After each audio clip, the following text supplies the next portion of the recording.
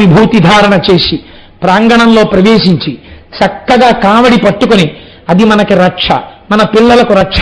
నేను మీకు చెప్పలేదు, దాట వేశాను ఒక చోట. పెళ్లి కాని ఆడపిల్లలు కావడి ఎత్తినా, కావడి చూసినా యోగ్యుడైన వరుడు వస్తాడు.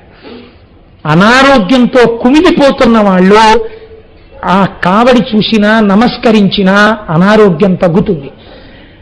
గర్భము ధరించనటువంటి వారు కావడి వెడుతున్నప్పుడు పడుకుంటే వారి నుంచి కావడి ఉన్నవారు దాటితే వారికి సంతానము కలగకుండా ఉన్న పాపము పరిహరింపబడుతుంది.